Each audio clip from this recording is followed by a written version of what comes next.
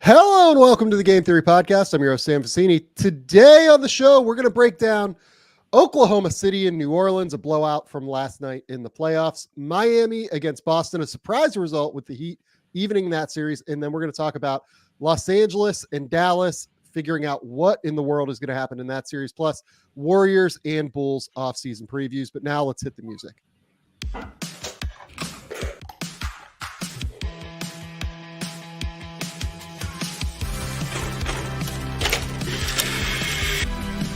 They do have a timeout. Decide not to use it. Way downtown. Bang! Bang! What is this going to be? Wow! Are you kidding me? Hello and welcome to the Game Theory Podcast. I'm your host, Sam Vecenie. But if you watch the tape, what you will see completely orchestrated this game. Bryce, what's going on, buddy? What's up, Sam? I was told to ask you, have you seen the movie The Promised Land? Is that the one with...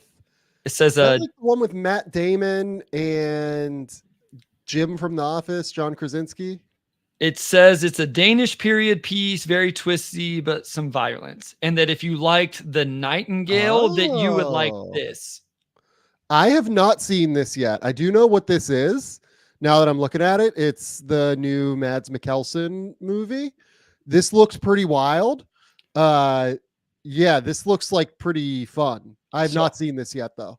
I was told, this was the initial text, I have a movie that Sam will love and that you will hate repeated 7 times whenever they sent the text. It was, hey.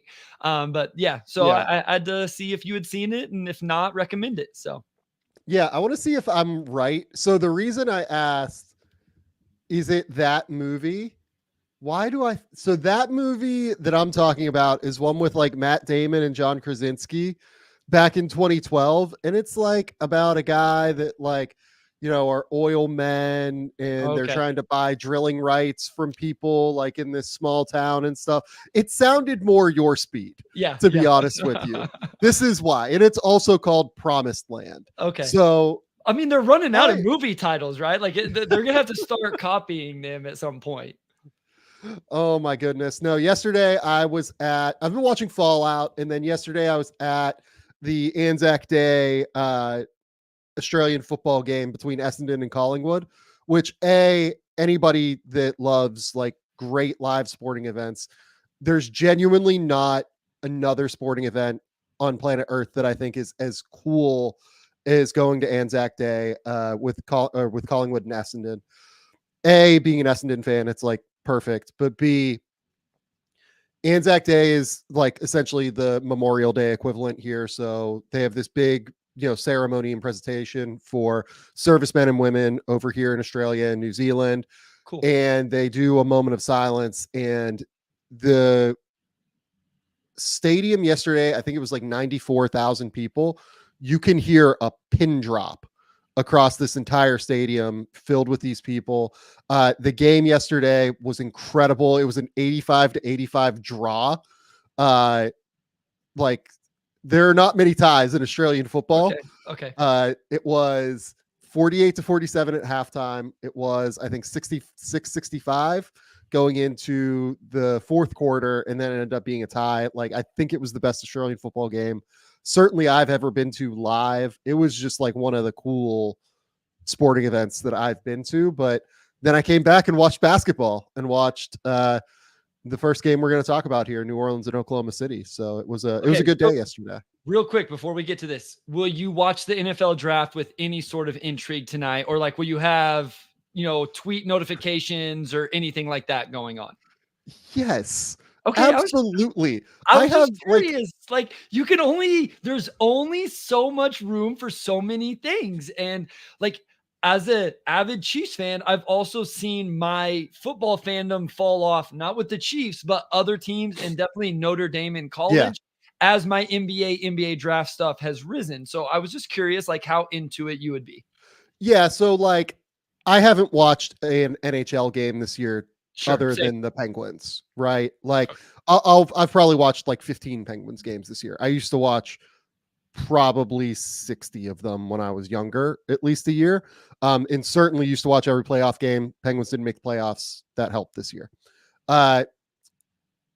Pirates baseball, I would love to watch. I've watched probably 5 games so far this year, and not all of the games. Like I've probably watched parts of 5 games, right? Maybe 1 full game.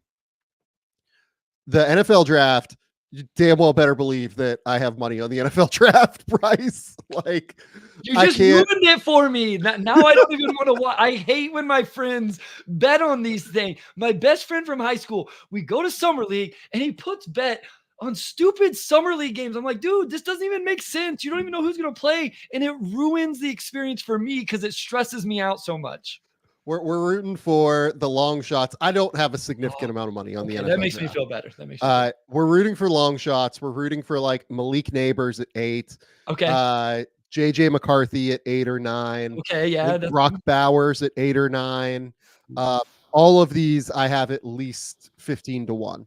Okay. Now, there's one other one. I can't remember what it is right now, but yeah, if those hit, I will be, much happier, I would say. Not like a crazy amount of money, but like, you know, enough to where like I have like 22 to 1, I think, on like JJ McCarthy going 9, right? Okay. Like the Bears trade down. So I think I saw a trade up in a mock I looked at today where somebody took JJ McCarthy at 9 or something like that. Like like Minnesota traded up to 9, like makes total sense in terms of like how to do that. So yeah, no, that's the idea here. We're rooting for those results. And honestly, like I am a big like NFL draft nerd. Like I watch all of the underdog videos with Norris and Hayden Winks. Like I'm all about it. So love it. Perfect. No, I like it a lot. Okay.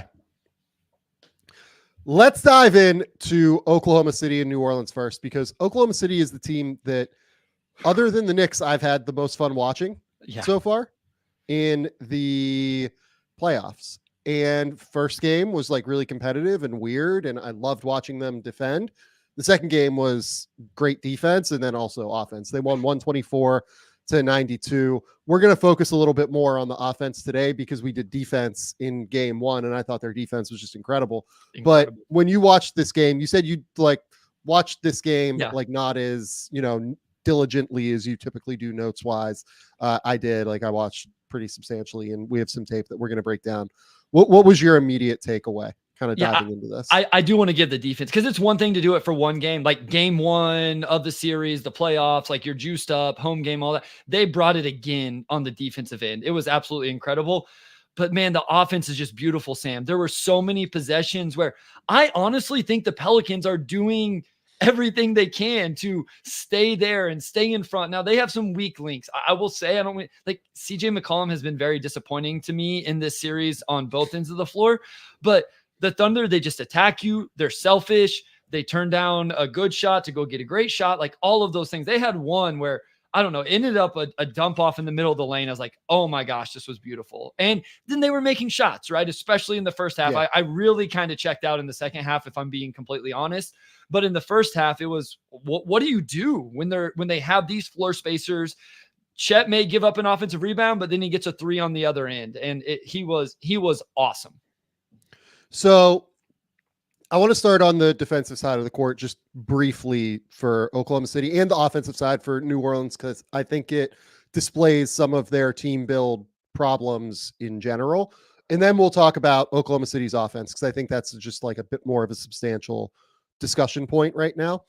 The Oklahoma City defense has been remarkable in this series. I love what Lou Dort is doing, just making life miserable for Brandon Ingram. Jalen Williams is like incredibly physical at the point of attack, right? He's just really tough and really, really hard to get around because he moves his feet well, and he's so strong and he's so long. I think Shea has done like a pretty good job holding up in this series, right? They use him as like that free safety a lot of the time too, but I think he's done pretty well in moments where he's been asked to guard on the ball. He's not a bad on-ball defender. He's just a really good free safety like defender. You know, Cason Wallace has given them great minutes off the bench defensively, but more than anything to me, even more than how well Oklahoma City has defended, what I've seen from New Orleans is just like they desperately need to shake things up on this roster to me. And a big part of it is Brandon Ingram just like not being able to separate from these guys. Yep. I think that like it just really shows the difference between what a number one guy looks like. And frankly, like I don't even know if Brandon Ingram's like a number 2 on like a great team right now is where I'm at. Like he might be a number 3, but let's say he's a number 2. The difference between like what Shea does and what Brandon Ingram does, they both take tough shots, right? They both take mid-range shots. They both certainly live on that kind of diet. But Shea, it's not Shea's first option. Shea's first option is to try and get to the basket, try to draw fouls. Brandon Ingram's first and second options are to try and get to the mid-range or to try and take difficult shots. And he can make difficult shots. He's a good, tough shot maker, but he is not able really, in my opinion, to create the easy shots when the defensive pressure ratchets up. Well, and I think SGA just gets to his spots easier. You know, like it may end up in a difficult shot still, but I think he has an easier time getting to those spots because of his start-stop, because of his deceleration, because of his handle, and all of those things. One thing I've noticed with Ingram is I would like them to see them run more off-ball actions to get him open, but I don't think he's done a good job taking advantage of those in terms of coming off screens, going backdoor when Dort fights over the top. And that's one thing these guys have done an incredible job, Sam, is they fight over the top of all of this stuff. And they're so strong that they fit in between Ingram in the handoff or Ingram in the ball screen. And so I found myself watching the game last night going, man, I wonder what this would look like if Zion was here. Who would the matchup be for the Thunder? How well would they hold up? Would Ingram have an easier time? Would CJ have an easier time? In the day, Zion's not there. It is what it is. So we can't live in that world. And we can see with BI, it's just, it's too tough whenever he's having to generate all of these things. And when CJ is having to generate all of these things. Exactly. Right? Like, yeah. CJ is a guy that is like a number 2 or number 3 in the playoffs, right? They don't have the guy, which is obvious with Zion. But even when Zion would be there, they also have Jonas Valanciunas on the court. And that gets tricky from a spacing perspective. Jonas is a free agent this summer. We'll see what that looks like. Brandon Ingram has 1 year left on his deal. This would be the time to try and figure out what to do with him. I am so genuinely interested to see where this Pelicans roster goes moving forward. And look, this series isn't over. It's 2-0, right? Like you never know. But everything that I've seen so far in this series just says the Pelicans need to do some shaking up. And part of it is as well, like Herb Jones is one of the best defenders in the league. Trey Murphy, I think, has shown in this series that like he's ready on some level, right? Like he probably has to start next year. Ingram to me is the guy that is like a natural, let's move him and see what we can get on the trade market and go from there. I don't know what the return would be. And we'll talk about that when we do like their offseason preview a little bit more substantially. But like with 1 year left, I'm not totally sure how substantial that return is. It'll be like a couple of firsts. Like he's not on like I don't even know if it'll be a couple of firsts. It'll be like a first in something at least, just because he's on a 1 year deal. The number isn't like crazy, but he has not really helped himself and he has not helped New Orleans in the playoffs. But the other guy that we need to talk about here, Chet Holmgren, has just proven to be so unafraid of the moment, which we knew going in. Like this is something we've talked about all season with Chet, right? We just like really knew that he was going to be ready to go from the jump. We had every indication who this guy is, who he is as a person more than anything, how competitive he is, how tough he is. We knew that there weren't going to be like any shying away from things in the playoffs when things got tough. He has been great so far, and he had 26 last night, and we're going to dive into those 26, but like unbelievable game from Chet, I thought. There's tougher matchups for him, but there's not many guys that are going to be as physical with him as like what Valanciunas is, right? And I'm always so impressed with Chet in terms of he just never backs down. Sometimes he takes shots and I'm like, oh my gosh, like that should have broke him in half. And it just doesn't. It flat out doesn't. He plays through it. He's not afraid of contact. He's super competitive. And you said, I believe with all three of these guys, SGA, Jalen Williams, Chet Holmgren, we saw it in the regular season. We felt like it would project and translate to the playoffs. I realize it's a depleted Pelicans team, so we don't want to get ahead of ourselves, but they have absolutely stepped up to the challenge and look every bit a part of it, just like they did all season long. Yeah, 100%. And, you know, this is where we're going to really dive into the fun that is Chet's just dominance so far in the series. I think his ability to stretch the floor has been more important than Jonas Valanciunas' ability to physically overwhelm him on the interior. And, you know, here it is, trailer 3, right? Drills it. Can Absolute cash. Go back real quick, because I think this right as J-Dub's dribbling down, just pause it now. Look at everything that's going, like, right now, Jalen Williams is getting a ball screen from Lou Dort, occupying defenders. SGA, who is at least a top 3 MVP candidate, is setting a screen completely unselfishly in transition for Valanciunas so rookie Chet Holmgren can step into a 3. You talk about complete unselfishness and doing what the team requires. That's SGA right there. It's just multiple actions and everybody willing to do what they need to do. Well, and on top of it, you've got Herb Jones having to stay fully attached to Shea here as well. The gravity of Herb, SGA. Yeah, Herb gets a pretty good late contest on this shot comparatively to what it could have been, but just an absolutely perfect little play, like a perfect little semi-transition. Let's try and find an early open shot for Chet. Absolutely drills it. Just absolutely drills this thing. I love everything about this just early offense set. And I'm so glad you brought up the Shea point because he is super unselfish. This one, look, this is essentially just like what the Denver Nuggets bread and butter offense is, right? Like they will throw the ball in to Chet, who will DHO, and then they will decide to do something based on how CJ McCollum defends this, right? If he tries to go over, it'll be an attack and it'll probably be like a pick and pop, because if he's going over, that means Jonas is in a drop. And if he goes under it here with CJ, that just means it's a flip into a rescreen, right? We see this all the time with Denver. This is literally the 2-man game with Jamal Murray and Nikola Jokic.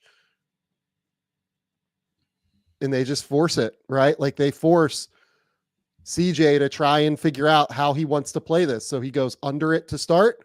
As soon as he goes over it, it's an auto pick and pop for Chet, right?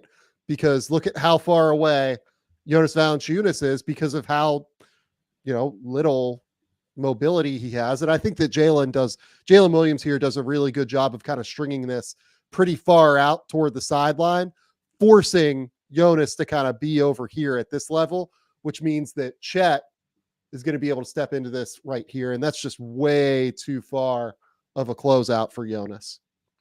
Yeah, I mean, he strings them. Jonas, they get it. I think it's fairly easy to get Jonas in that situation. I mean, I think they can pick and pop all day long. And you see there, like he wasn't even going to recover. He was asking BI to make the rotation. And then honestly, right call, right? No, it is, but he's not going to get to Dort is my point. I think what he actually wants here is BI to rotate, and then whoever's guarding Giddey in the dunker spot to rotate out to Dort is probably the only way they defend that because of Valanciunas' mobility. I'm not saying it's going to be easy, but it's the only way they would defend it, I think. I'm thinking that they just want Chet to pass this to Dort, and they have Dort shoot it. So he's just not going to close out to it. That's my guess. He just won't close out. So this one now, we're going to see basically like a horns set into a Dort potential pick and pop. And again, Chet just spacing. It's too easy right now for them, I think. So this is kind of like the horns extended, right? So when I say horns, I mean, you've got your guy at the top here. Typically horns is going to be at the elbows, but if you do like a horns extended, it's going to be more where you have, one man here at the foul line extended, and then guys in the corners, which you can see with Giddey. Those guys will always be in the corners. If you extend it out, that means you're going to have, two guys here. In this case, it's going to be Dort and Chet at the 3-point line. This is a Shea choice. He can go one way or the other. He goes this way. With the way that with the way that New Orleans defends this, they decide to put 2 on the ball to try and get the ball out of Shea's hands and into Lou Dort's hands. That forces this help because CJ has to recover, and then you're going to hope that CJ can get back out to Chet in some way, shape, or form.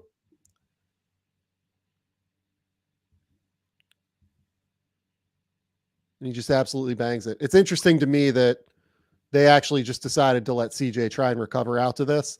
That's just such a hard recover. It's gotta be Jonas there to me, but I understand why they don't want to keep Jonas out of the paint, I guess. It's just really hard to deal with Jonas when he has to deal with Chet.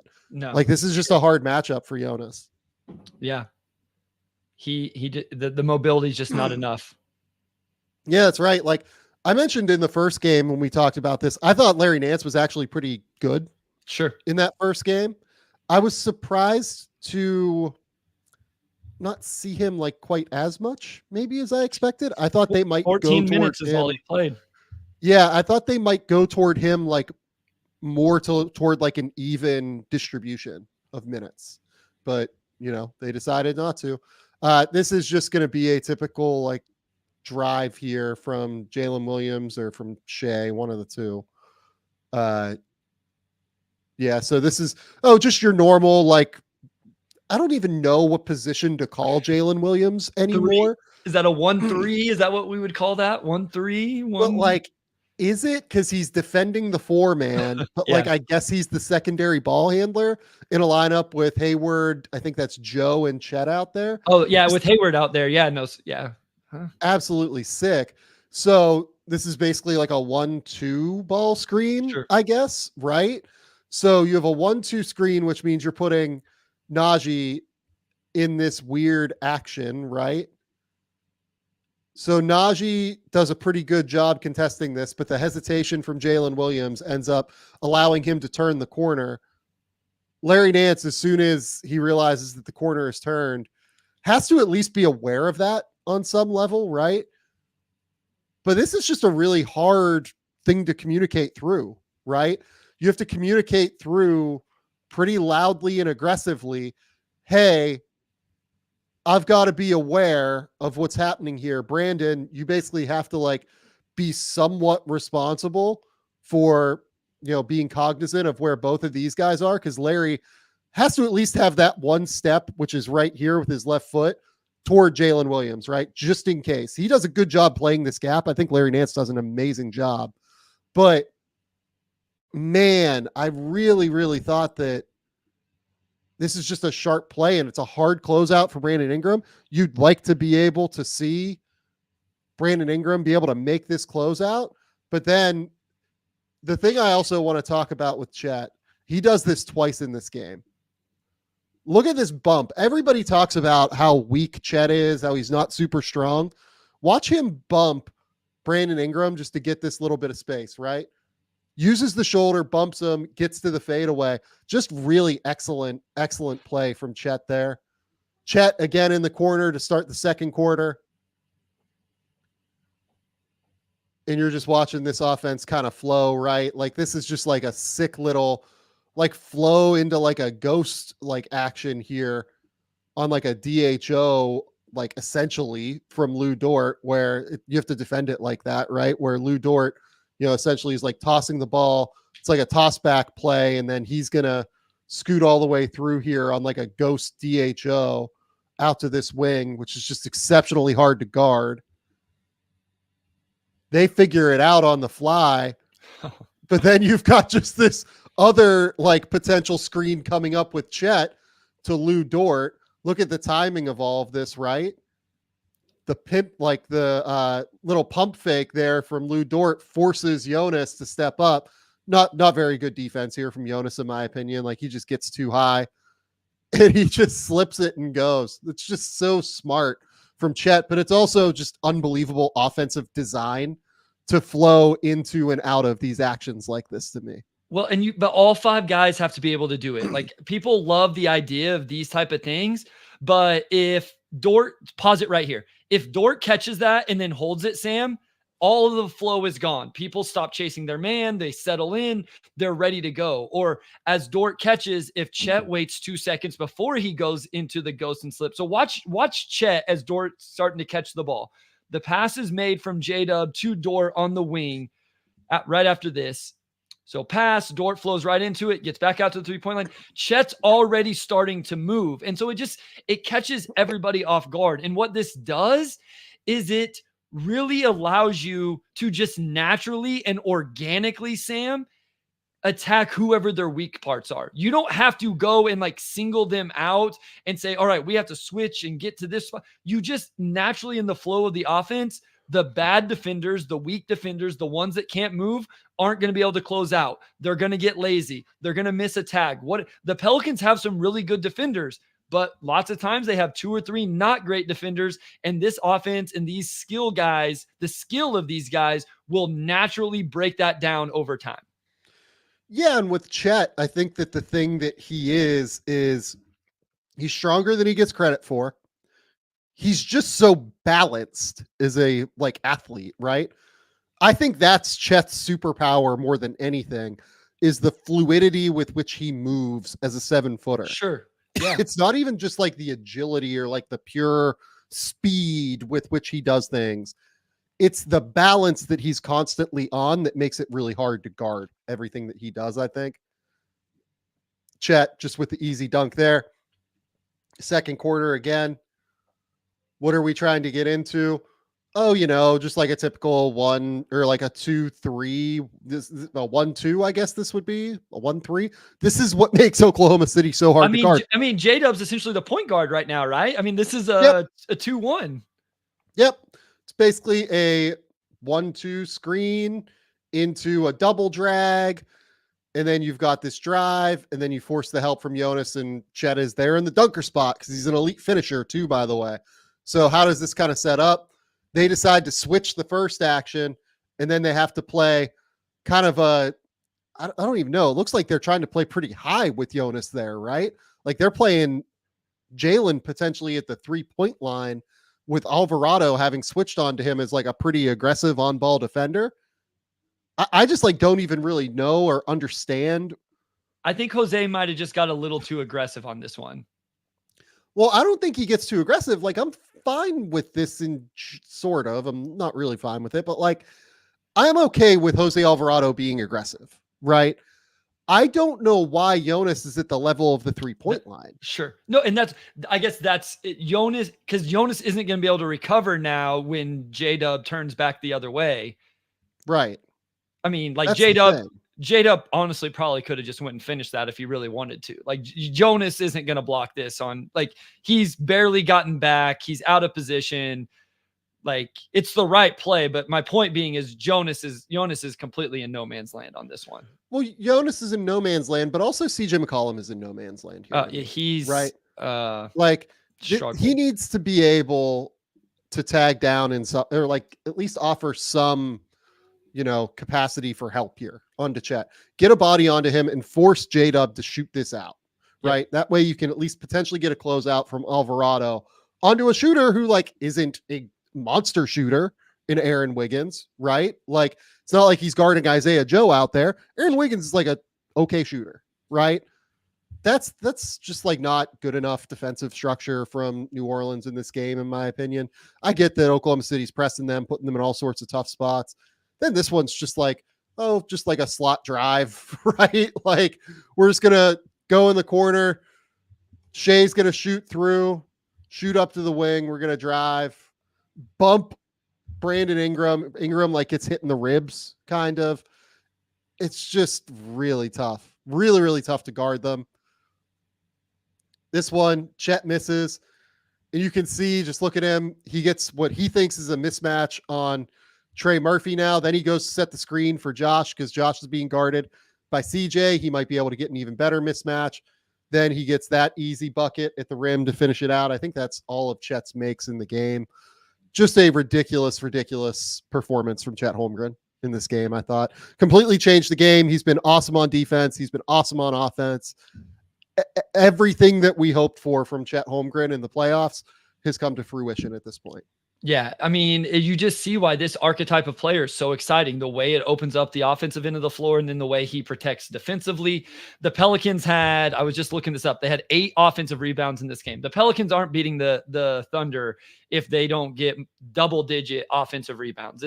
That's the one area where maybe that gives them a chance. And if they're not going to do that, if Chet and others are going to be able to control the glass enough that they only get 8 offensive rebounds, I realize this, turned into a blowout and all of that, and some of the minutes that ended up going other places, but that's their only chance. That's the one Achilles, not the one, but that's the biggest Achilles heel for this Thunder team. And even Chet to an extent, like Valanciunas did get after him early in the game. Valanciunas had, I think, the first 11 points for the Pelicans, had 19, but he only ended up with 7 total rebounds in 23 minutes. And, Nance did have 3 offensive, but Chet is holding his own on the boards enough in that game. And then just everything he does defensively, and then the versatility he gives that offense offensively is just, it's crazy. He definitely stepped up to the plate.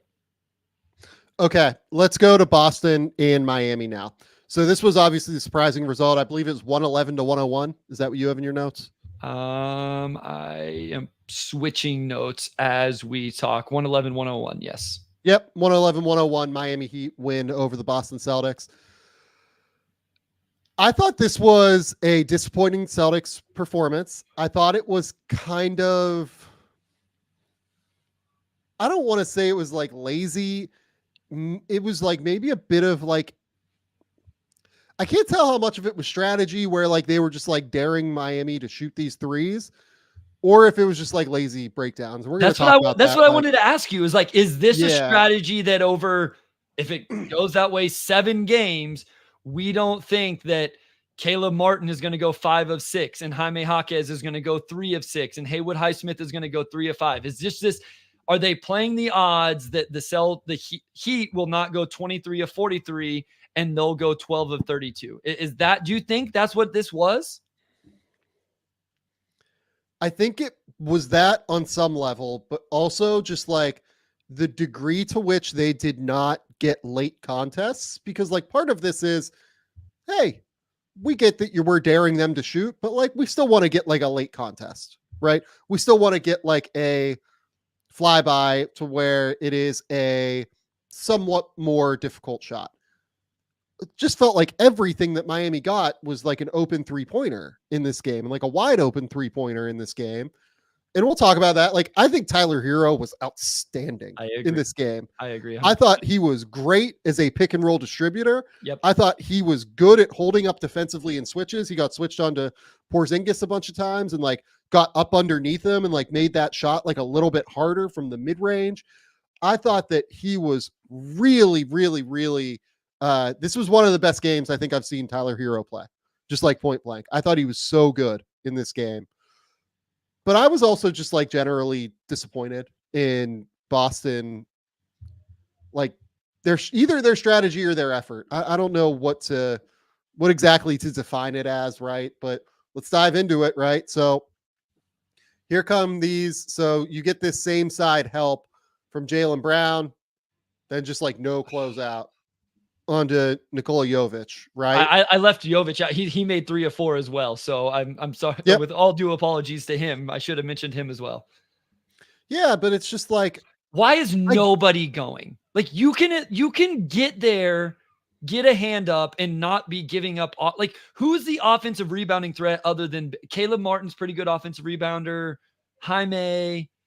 I understand not wanting to give up offensive rebound, but you can still go contest and make sure you're securing the defensive. I don't know. Like, I don't like the mentality of this. Who's boxing out here? Nobody. Nobody is. KP is. Like, Porzingis he's trying. Yeah. He gets shoved under the rim, but he's trying. He gets shoved under the rim, but he's trying, right? Like, none of these guys, there are 5 guys in the paint, and like Miami's getting back, right? Like, their strategy in this game was just to get back. Like, they weren't really sure. So like, even more reason why you can go contest. I think this this is just going to be old man. I think this is just bad mentality. Even if it is absolutely the strategy, I don't think it's a mentality. I think it's a mentality that can bleed into other areas of the game where you're just being completely non-aggressive in these situations. And I think it bleeds into other aspects of your defense and maybe even your offense. That's my opinion. Yeah, I just like did not. I didn't like the way that they came into this game. Next one here. Again, Hero just doing a great job. That's a short roll. Great ball movement. That's just like good ball. Like that's a shot where I have no problem. This is how this is supposed to look. You know what I mean? Like this is how good offense is supposed to look. Tyler Hero gets the drive. They get this little pass into the pocket here to Bam. Bam. Yeah. Short roll kick out, opposite corner. Then you have to try and X out with Derek White coming down off of Jaquez onto Jovic. And then you have to try and, have Porzingis shoot out. That's a hard closeout for Porzingis. Go ahead. I was wondering why Jaylen Brown didn't make this next rotation, but he's staying with Hero. So no, I was wrong. I was just trying to sort things out. Yeah. It's Porzingis' X out. Yeah. Porzingis is the one guarding Jovic in the corner there.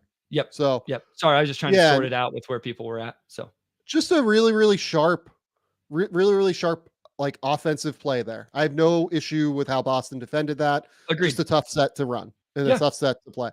Again, Hero, this is one where it's just like, all right, we're going under screens, and this one's strategy to me. We're going under screens here, right? Yeah, he is jumping back. Yep. It's clear Jaylen Brown's trying to stay attached to Jovic. It's clear that Derek White's going under to try and navigate. Jovic does a great job here. I mean, honestly, it feels like Jaylen Brown kind of like boxes out Derek White a little bit from being able to flash back out, but they end up realizing that Hero is going to step up and shoot. He knocks that down. Next one here, again, Hero. This is just like such a sick little offensive set as well, but great. It's good flow. This is just to me though is like Peyton Pritchard just like totally losing Duncan Robinson here. They play 2 on the ball against Hero. You think I get that? I don't know, man. Like it is me, like it's Horford on him. That's why he stayed. I bet it's Horford has gotten switched onto Hero. So yeah, I would be real. This is one where I'd be really interested to know what their strategy is for Duncan Robinson in these moments, because I can see a world where they want to put 2 on the ball with Al Horford guarding Tyler Hero in a switch. Also, though, anybody who has watched any semblance of Miami Heat basketball knows that this is not going to be anything other than a ghost. Yeah. Like, this is what Duncan Robinson does. Duncan Robinson sprints full speed to try to get open at the 3-point line. This is who he is. So in fairness, that is a good contest from Jaylen Brown. Like as we kind of go after their contests, he does. I mean, he gets a hand up. He's late, but he gets a hand up. He tries. Jaylen Brown tries here. He gives effort, but my God, like that's an open shot for Duncan Robinson. 100%. Agreed. Like, I agree. Yeah. To me, I just don't know. I don't know what they're trying to accomplish there, I guess is my point. I'm not saying that I don't know as if like I'm watching the tape and I can't determine. Like, look, they put 2 on the ball there in that play, right? That was the choice that was made. I would like to know if that is a Peyton Pritchard decision or a like strategy decision thing going in. I think that it could be scheme, right? Where they're trying to like, it could be, Eric Olson brings up in the comments, it could be bad communication entirely, right? Yeah. It could be a strategy where like in these open side, empty side 3-point actions, right? They want to put 2 on the ball and then close out from Jaylen Brown. I think that's a bad idea because there's just not enough time. But like, it's possible that based on strategy, you could be doing multiple things. I did not like any of it, though. I did not like any of it. It wasn't executed, or it's a strategy they need to change moving forward. Yeah. So this one now, I think this turns into like a middle Chicago, right? Where, it's like a weird middle Chicago. It's like a, dribble handoff into a screen as opposed to like a screen into a dribble handoff, which is like your normal middle Chicago, but like it sort of operates the same way where you have Robinson throw a handoff to Hero. Hero comes off the second screen with Bam. And I just think that this is like awesome stuff from Miami again, right? So like you have Peyton Pritchard chasing around Tyler Hero. Horford has to stay like pretty accountable to Hero here. Pritchard is trailing and he's just not playing good enough defensively in this game, frankly. And that's going to leave Caleb Martin wide open for three, right? And like, yeah, I would love to see I would love to see a late closeout from somebody there. But like, to me, like this is just Peyton Pritchard just like totally getting caught late on these actions, right? Like Tyler Hero's shooting gravity, right? Like, I mean, absolutely. I want to give him some love here as well, because yes, Pritchard has to get through this. If you don't think Tyler Hero is really good at that shot, you don't commit as much as what Jaylen Brown does. So I just want to give Hero some love for his gravity in this situation as well. And this is the difference between like guys that we talk about, like with Minnesota, right? Like Nickeil Alexander-Walker and Jaden McDaniels, right? Those guys get over the top of the screen. Jalen Williams, Lou Dort, those guys get over the screen. Like they route it so that they're going to get up over the top of this screening action. Like no questions asked. And they're going to be able to play it tight and make sure that they're behind Heroes, right? And like contesting from behind. Pritchard just gets like caught on that screen entirely, and that's just like not good enough, right? That to me is not scheme. That's just like bad execution again from Pritchard. This one now, Hawkes drive, trying to figure out what to do. Then he gets it back to Hero. The key here is Hero in all of this, by the way. Like we brought up Tyler Hero's name in all of these clips. I think he was just outstanding. This one to me, that's probably scheme, right? Where they've decided that they're going to live with Haywood Highsmith threes. Like that's just they're okay with that. It feels like from what I watched. This is just going to be a normal pick and pop. You're in drop. You've got Jaylen Brown fighting over the top. You've got Al Horford trying to pay attention to Hero. I love that extra dribble that Hero takes to find the pocket there as well. Yep. I think that's really smart. And that just creates all of this open space for an open three for Haywood Highsmith, right? To me, that scheme, they're just letting Haywood Highsmith shoot those. Next, Hero again. And this is a pick and pop for Jovic. And that's just like a really sharp pass out to the like little skip to the corner, right? Hey, this is two now that Jovic has made the pass to the pass, made the one more pass. So like this is twice now. He's caught one and quickly made a decision to get it to the guy who made the, like, those are nice. And White almost steals this. He gets it up over him. White plays that as good as you can. Yep.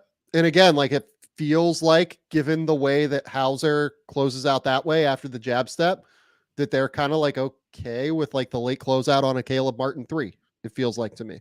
I think that's a little bit of just like who Hauser is as well. And like, he knows he can't close out hard or he's just going to give up a blow by, but it's still somewhat scheme, right? Give up the three before the blow by.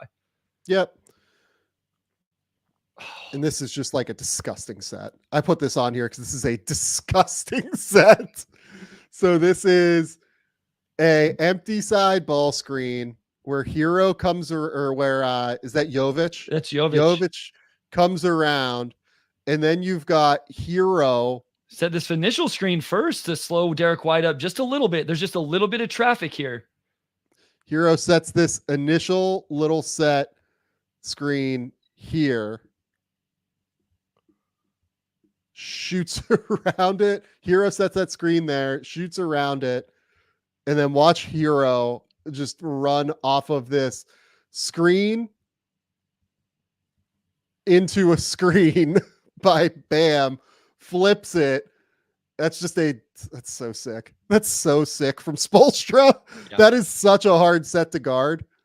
Like some pretty good screens from Bam Adebayo and quite a few of these clips as well. Yeah, and like Derek White, like truly, I think does about as good as you can do, like chasing here, right? Some of these are just good stuff. He pauses right here for some reason. Right here, this is where that ball screen action initially between Jovic and Bam matters.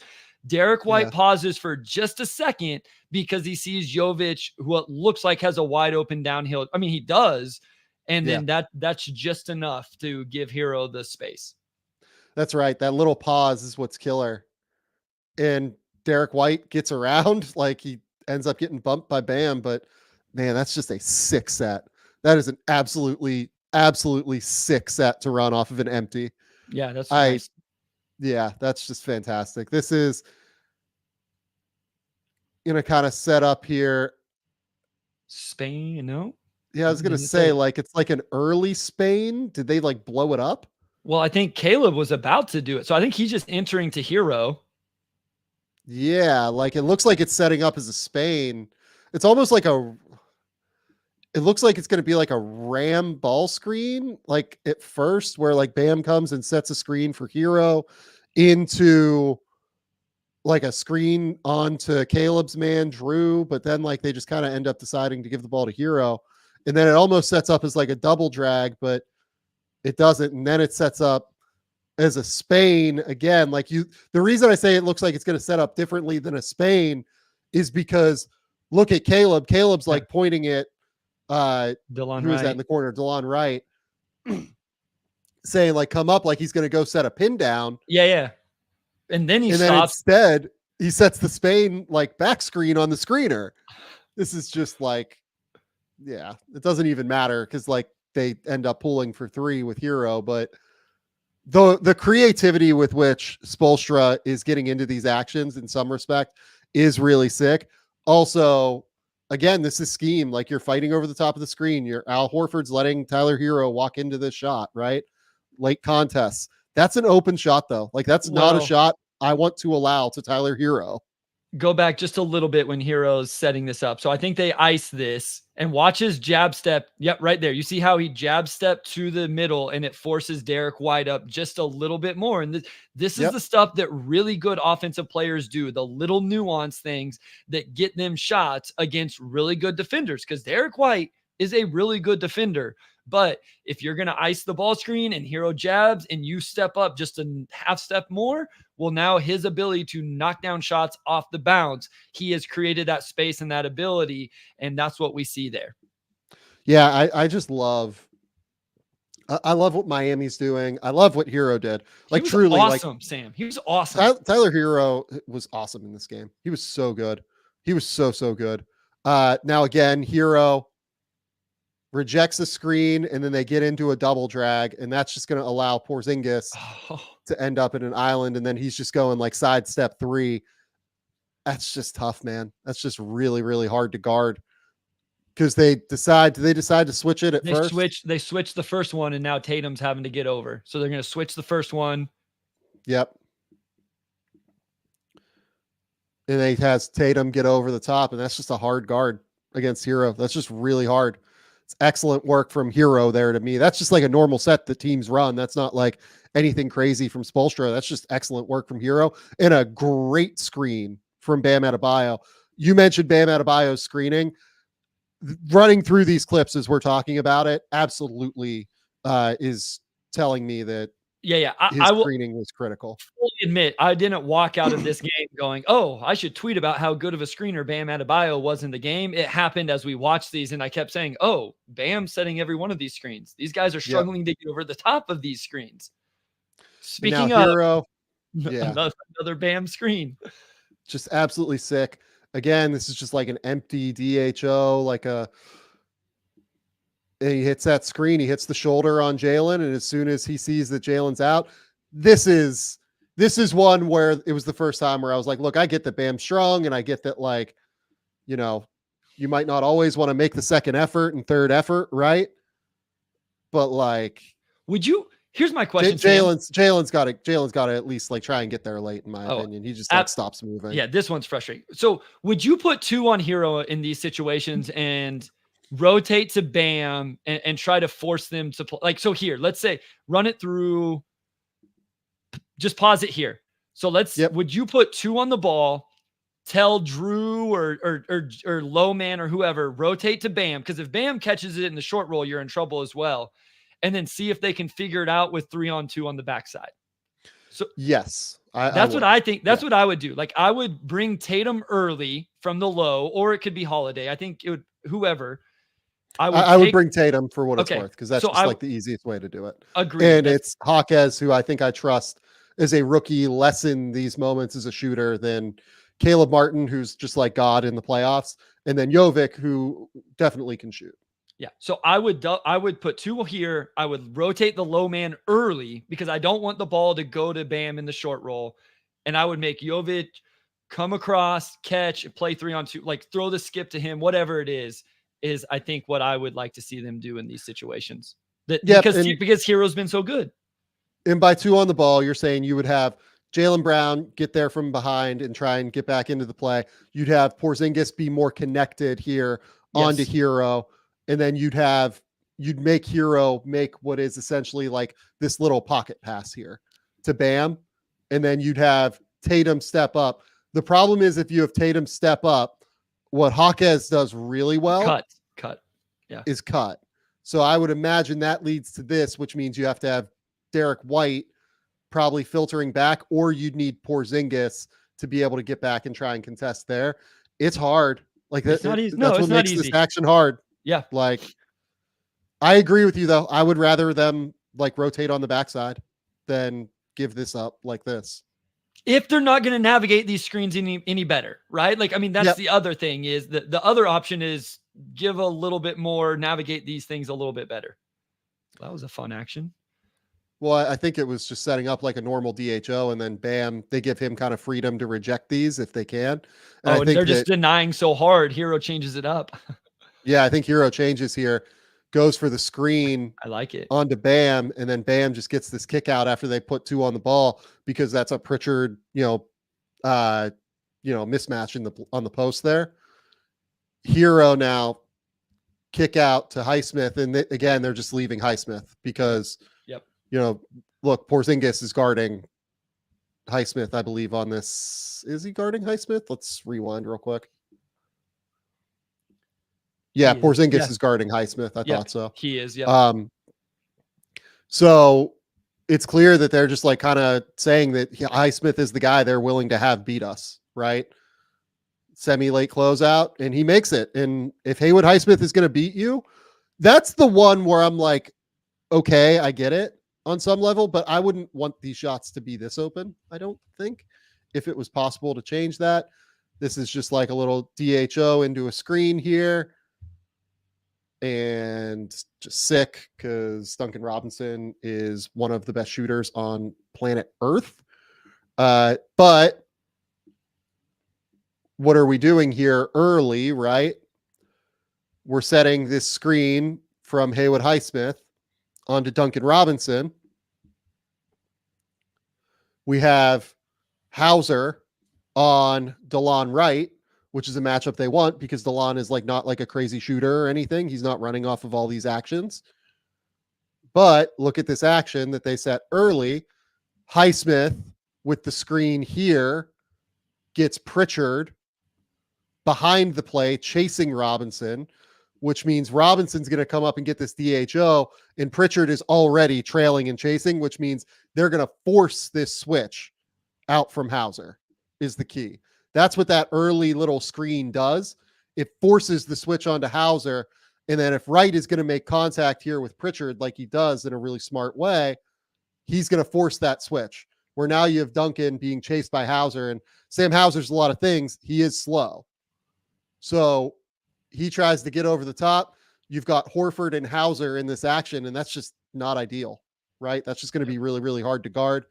And I think this might be the last one we've got here. Hero going around this from Bam.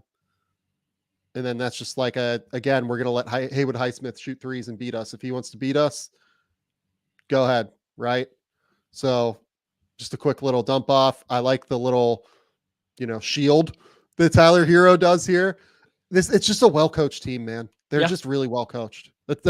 I came away from this game just being like, there were a couple like lazier effort-based things. And I think that the scheme was generally, we're going to let Highsmith, we're going to let a couple other guys beat us. But like, there were a couple other moments where like Jaylen Brown didn't get closeouts. And there was like a couple of moments where it was a little bit more frustrating than what I would have hoped for, I guess, from Boston in this game.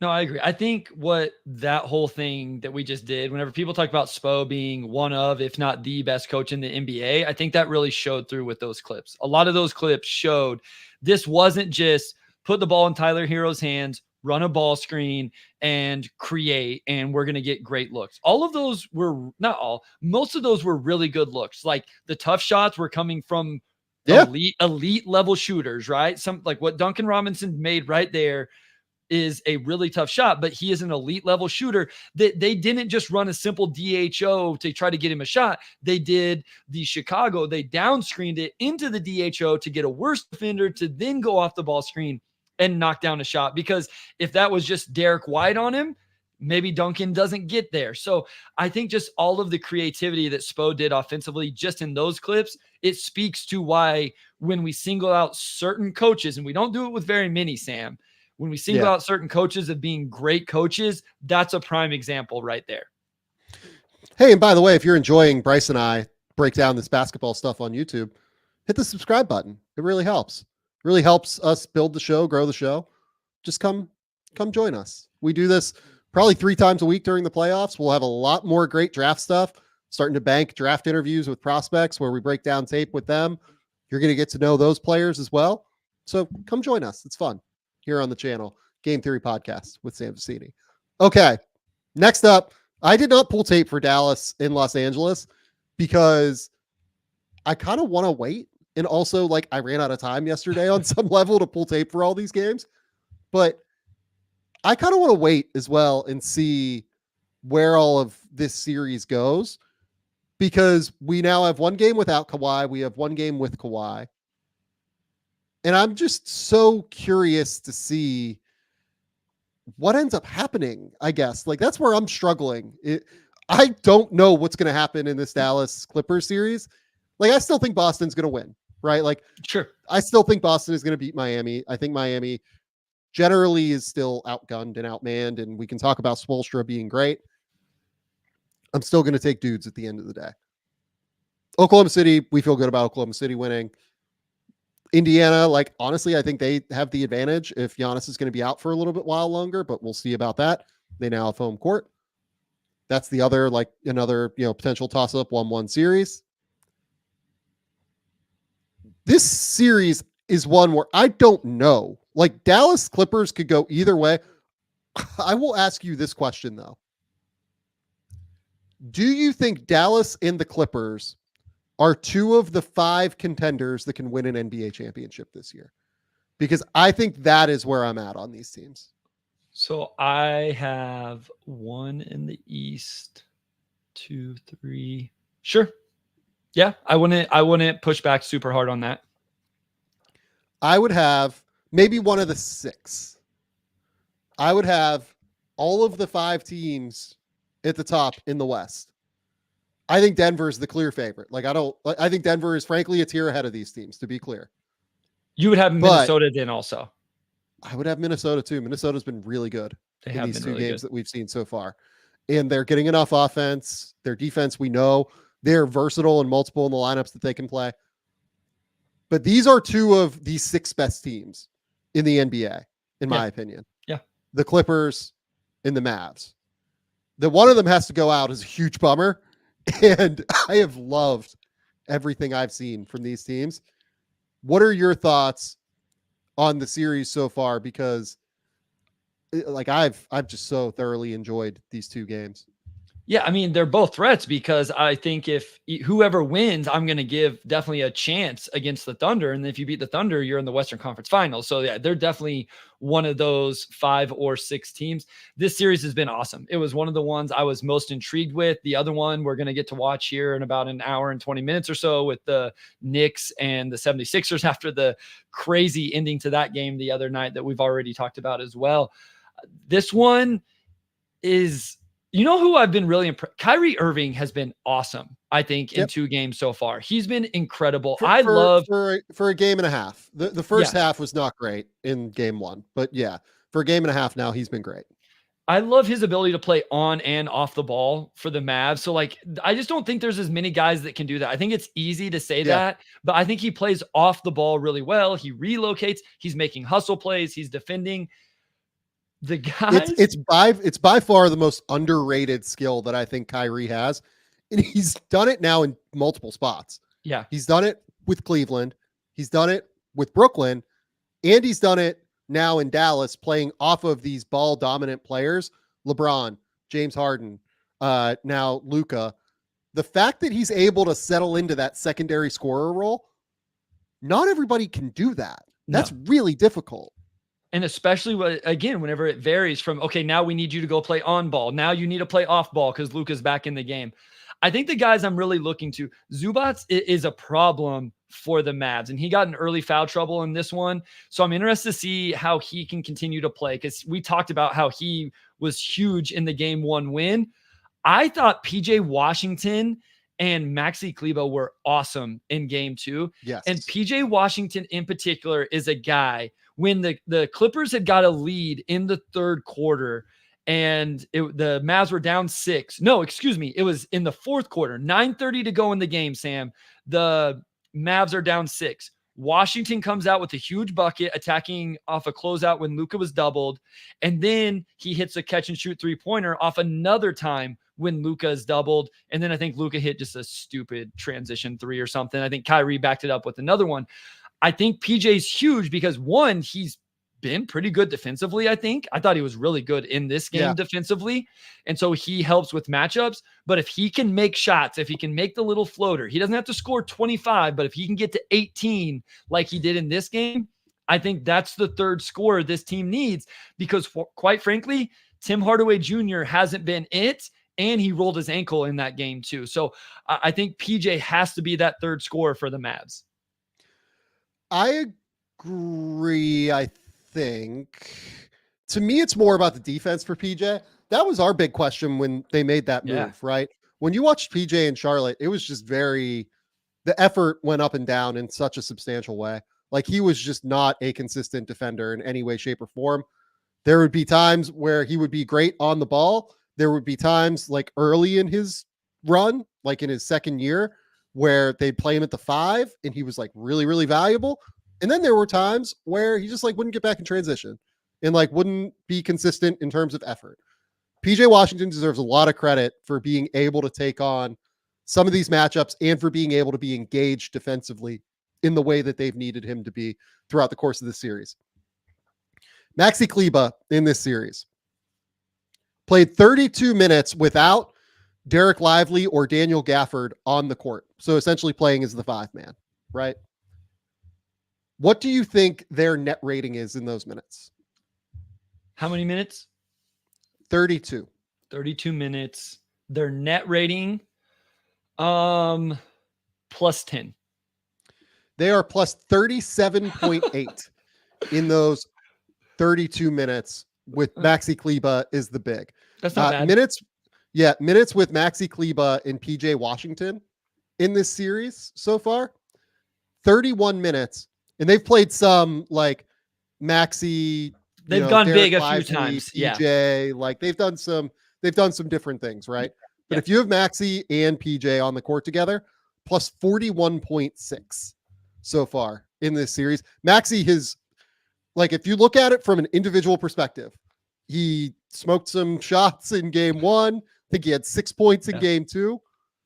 It's just very clear that schematically what he brings to the table as a floor spacer, as a sharp help defender, these things are invaluable. I remember one time, like, I had an agent who had like another player that, like, I brought up like how much more valuable I thought Maxi Kleber was.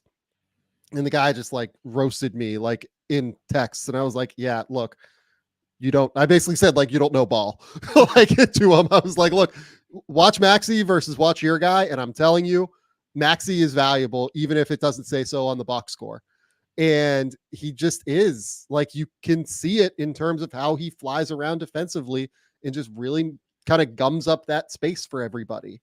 I mean, Luka was really good, and I want to give Luka some props for his defense, because not one time did I watch that game and go, Luka, get back on defense, or like, everybody else has been giving him credit for his defense all year, that it took a step forward. I was paused on that, and I thought in this game it was really good. Kyrie was really good. When I tweeted out my post-game recap notes that I have over on the Substack, I gave PJ, like the two pictures, Sam, were PJ Washington and Maxi Kleber. And that was just like, I thought those guys were that impactful in this game. Yeah. Another thing I want to call out is I like the way the Mavs attack out of Luka double teams compared to the way the Clippers attack out of some of theirs. So if you can go watch 9:20 in the second quarter, perfect example. I'm not saying right now, I'm just to the listeners. Luka draws the double, passes out. There's an immediate one more pass. Kyrie, instead of taking a contested three, he attacks the closeout and then hits a beautiful, and it was actually left hand, lob to Derek Lively. 1 minute to go in the second, where quick ball movement, weak side player movement, and Derek Jones Jr. gets a bucket. As opposed to the Clippers, who 2:05 in the second, PJ 13, Paul George gets trapped out high, passes to Harden, and guess what Harden does, Sam? He holds the ball for 4 seconds. The Mavs defense scrambles and gets locked back in. I love the way the Mavs attack out of the Luka doubles. And something they did during the regular season, he would pass out.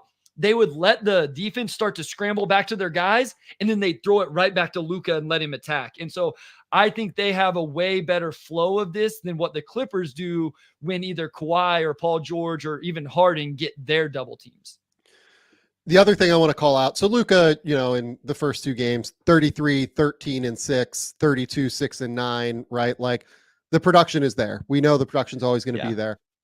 I think Luka has been very available as a help defender. Sure, absolutely. I'm not going to sit here and say like he's been some incredible defender. I think he has been a really, really solid defender over the course of this series, and it's been harder for them to attack him. And the funny thing is about Luka, and you brought up Zubats earlier, right? Yeah. Yep. If you go back through Luka's run against the Clippers, and if you like, this is the third series I believe they played against the Clippers with Luka. Maybe, I think third. Luka tends to like demolish those lineups with Zubats. Like he has tended to destroy those lineups and like really dominate Zubats. And I think it's a credit to Zubats that he's been able to hold up in the way that he has throughout the course of this series so far. He's been really, really impressive to me. So 2020 first round, Luka averages 31, 9.8, 8.7 on 50 and 36. By the way, 2020 Luka is 21-year-old Luka Doncic doing that. Yeah. Next year, first round against the Clippers, 35.7, 7.9, 10.3 on 49, 41, and actually 53% from the free throw line. That's kind of crazy. He went 27 to 51 from the free throw line in that series. They did lose both series. I mean, I'm sure Clippers fans are going to scream like, hey, we still like, yes, they lost in 6 that first year, 7 in the second year. Those numbers are still fairly good. Yeah. Luka in year 2 and year 3, I think that was for Luka, goes for 33, 9 and 9.5 on 49, 39, 60. Numbers that is just completely like mind-boggling to me.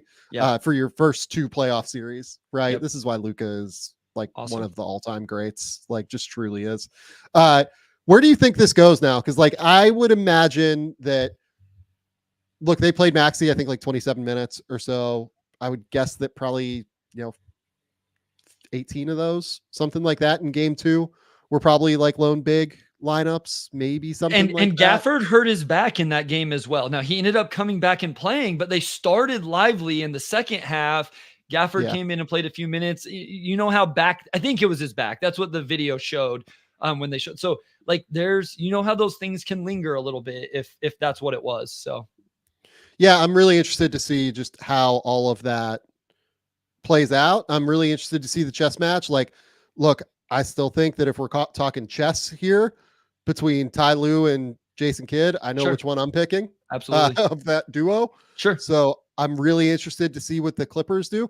I do think the Clippers just generally have a little bit less like ammunition, I guess, in terms of their front court like ability to make changes.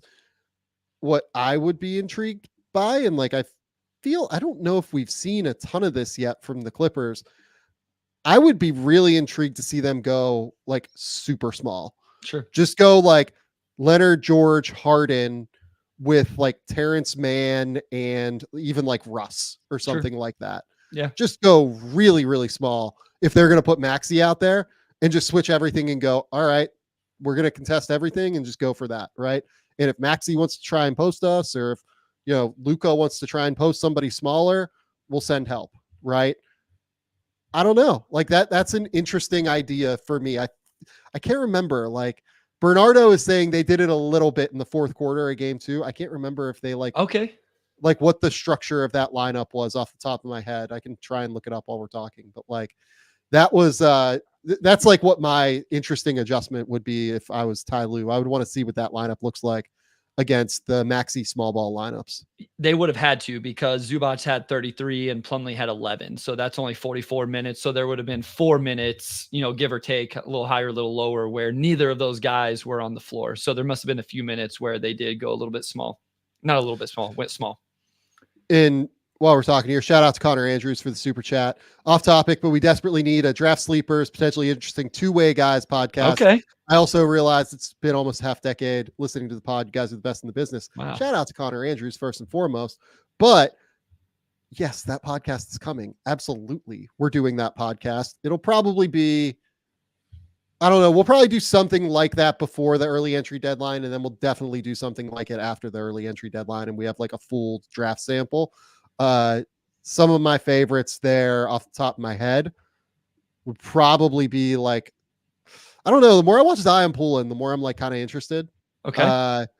Is like a two-way, like sleeper kind of guy. I'm thinking of the older guys like Isaiah Quentin Crawford. Quentin Post is my guy in this, whenever we have this conversation. Quentin Post is super interesting, I think. Look, like Jameer Watkins is a guy who's gotten like a lot of hype throughout the year. Absolutely. I love Jameer Watkins. Those would be two of the names. So yeah, Quentin Post, real quick, big guy from Boston College, can space the floor. Like he's like, is he almost 25? I think, Sam. Like he's definitely older. Closing in. Yeah. Closing in. Watkins is at Florida State, just a real interesting player that can kind of do a little bit of everything. I like his passing. Looking through my list here. What did he say? He say two-way or? Yeah, like two-way, like, sleeper guys. Jalen Wells would be another name I really like. Yep. I don't know what he's going to do. He just hit the portal as we're talking, actually. But what about KJ Lewis? KJ's going back if he ends up not in what do you think KJ would do? I love KJ Lewis. Round, I think. First round, right? Or he's going to go back. Round. Yeah. Yeah. So, but yeah, we'll do this. We'll do this for sure on the pod. It's going to be great. Okay. That's all I've got on Clippers Dallas right now. We'll do a real substantial deep dive, I think, on like the Sunday podcast that we do. Like we'll like really dig into it and like really kind of do everything that we're trying to talk about here on the Sunday pod. Yep. Okay. Next up, it's time for off-season previews. Do you want to start with the Warriors or the Bulls? Warriors. Okay. Off-season previews, folks. The Golden State Warriors. Here we are. We have a little graphic, as always, here to kind of explain what we're looking at with the Warriors. I've kind of grouped these things into core decisions to be made and questions for the Warriors. To me, the biggest thing that just has to be mentioned, they cannot run this back. You can't just run back all of these vets, in my opinion. You need to bring in some new bodies. You need to bring in an influx of just guys to like push. I feel like Draymond Green, if you keep Klay Thompson, bring in like that new blood to really kind of bring something out of those guys, in my opinion. That's my just number one immediate earliest thought on the Warriors. Yeah, no, I don't think they can run this back at all. Like I realize you could look at this season, and once Draymond came back and, Pods was a rookie, Trace Jackson Davis was a rookie, Kuminga, this was his first year, really, really a part of it, and go, we had a great end of the season. Overall record wise even was pretty good, even though they didn't even end up in the playoffs, but just their actual record was solid. But is the West going to get any easier? The West is just going to get harder, Sam. Yes. Wemby and whatever the Spurs do. And if like the Grizzlies are waiting out there as well, probably saying like, hey, what about us as Ja Morant returns, Bane, all of that. And so at the end of the day, the team wasn't good enough this year. And I don't see any way it's good enough next year. Steph's just going to be a little bit over. if nothing else, Sam, they got to find a way to he can't be as exhausted as what he was by the end of the year.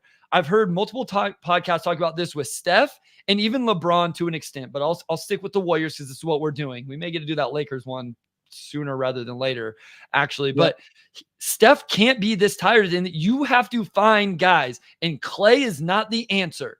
And I don't think pods is the answer.